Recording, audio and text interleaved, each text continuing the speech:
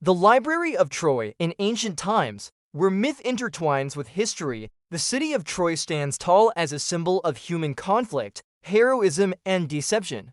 Troy, that fortified city located near the Dardanelles Strait, was a center of power and wealth, ruled wisely by King Priam, yet its fate was to become the stage for one of the most violent wars in history. The seeds of this conflict were sown with the abduction of Helen, the wife of Menelaus, king of Sparta.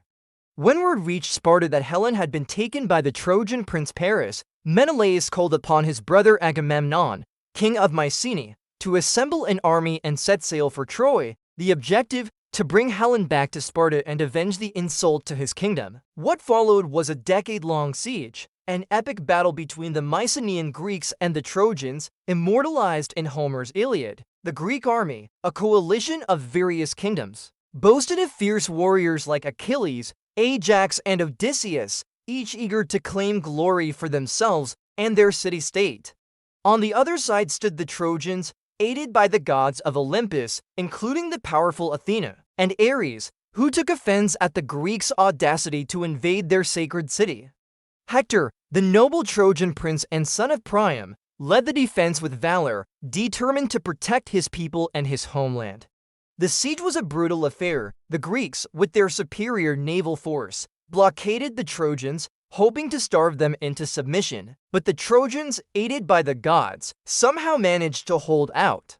Even the intervention of Achilles' heel could not break their spirit. As the years passed, the war became a stalemate, neither side able to claim a decisive victory. It was during this time that the Greeks, desperate to end the conflict, resorted to trickery. They built a massive wooden horse, hollowed out and filled with armed soldiers, and left it outside the city walls as an offering to the gods. The Trojans, unaware of the deceit, paraded the horse around the city, celebrating their supposed victory. And it was only when they brought it inside their gates that the Greek soldiers emerged, starting a fire that quickly engulfed the city. Troy was sacked and burned, and King Priam and his sons were killed. Only a handful of survivors escaped the massacre, carrying with them the memory of a great city and a warning about the dangers of war.